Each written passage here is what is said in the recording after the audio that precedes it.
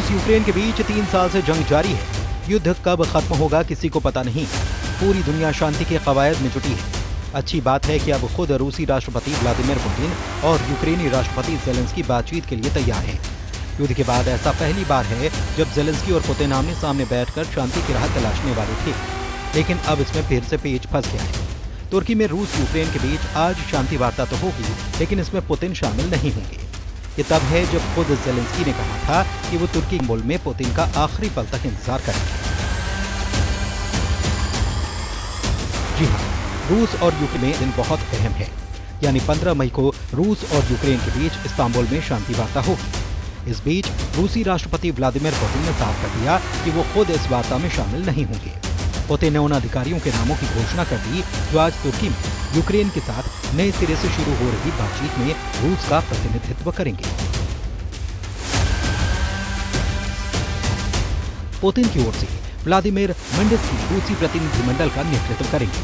उनके साथ उप विदेश मंत्री मिखाइल गालुजिन, उप रक्षा मंत्री अलेक्जेंडर फोमिन, रूसी सशस्त्र बलों के जनरल स्टाफ के मुख्य निदेशालय के प्रमुख इगोर कोत्सिकोव भी शामिल होंगे। पुतिन ने बातचीत में सहायता के लिए विशेषज्ञों के एक समूह को नियुक्त किया है।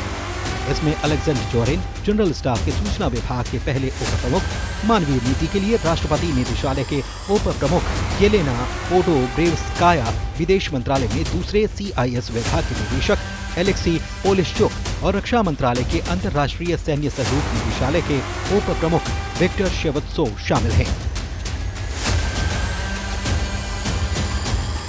रूस ने कंफर्म किया है कि यूक्रेन के साथ बातचीत गुरुवार को इस्तांबुल में फिर से शुरू होगी।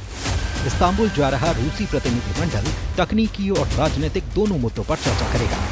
यहाँ बताना जरूरी है कि खुद रूसी राष्ट्रपति पुतिन ने 11 मई को सीधी बातचीत फिर से शुरू करने के लिए औपचारिक रूप से यूक्रेन को बिना शर्त न्योता दिया था। इससे पहले यूक्रेन के राष्ट्रपति जेलेंस्की ने कहा था कि यूक्रेन ये देख रहा है कि रूस तुर्की में होने वाली आगामी बातचीत में किसे भेजता है। उसके बाद ही वो अगले कदम पर फैसला करेगा। जेलेंस्की ने रूस के इरादों पर भी संदेह जताया था और मॉस्को के हालिया संकेतों को अविश्वसनीय बताया था। हालांकि उन्होंने कहा कि अमेरिकी राष्ट्रपति डोनाल्ड ट्रंप भी बातचीत में शामिल होने पर विचार कर रहे हैं। उनका कहना था कि ट्रंप की मौजूदगी सबसे मजबूत तर्क बन सकती है। यूक्रेन की तरफ से नाम फाइनल नहीं है। ये भी तय नहीं है कि पुतिन के ऐलान के बाद अब जेलेंस्की खुद इसमें जाएंगे या नहीं।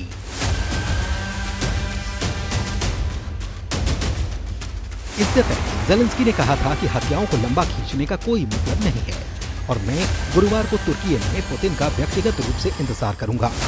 मुझे उम्मीद है कि इस बार रूसी बहाने नहीं तलाशेंगे। हालांकि अब रूस ने साफ कर दिया है कि पुतिन अभी जेलेंस्की के साथ सीधी बातचीत नहीं करने वाले। वो खुद इस वार्ता में शामिल नहीं होंगे। उनकी जगह उनका प्रतिनिधिमंडल शामिल होगा। बताएं कि इस वार्ता पर दुनिया की नजर है। खुद रूस के ऑफर को स्वीकार करते हुए जेलेंस्की ने बीते दिनों कहा था कि वो आज यानी कि गुरुवार को इस्तांबुल में व्लादिमीर पुतिन के साथ बातचीत के लिए तैयार है। बताया जा रहा है कि इस वार्ता में अमेरिका का हाथ है।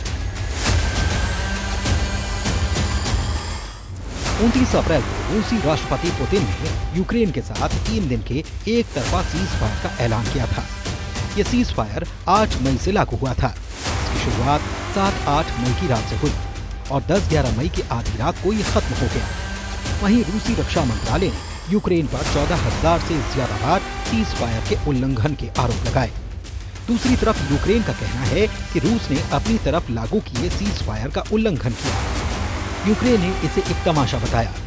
यूक्रेन की वायुसेना ने कहा कि रूस ने 11 मई की रात को 108 ड्रोन और सिम्युलेटर ड्रोन लॉन्च किए, जिनमें से 60 ड्रोन को यूक्रेन ने मार गिराया। यूरोपीय देशों ने यूक्रेन को सैन्य समर्थन देने की बात कही। फ्रांस के राष्ट्रपति इमैनुएल मैक्रों, ब्रिटिश प्रधानमंत्री Keir Starmer, German chancellor Friedrich Merz और पोलिश प्रधानमंत्री डोनाल्ड टस्क ने 10 मई को कीव में जेलेंस्की से मुलाकात की थी। साथ ही सोमवार से युद्ध विराम के लिए आह्वान किया था।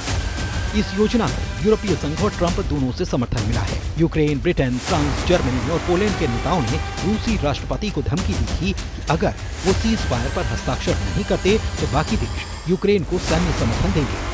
पुतिन और जेलेंस्की के बीच अब तक सिर्फ एक मुलाकात हुई है।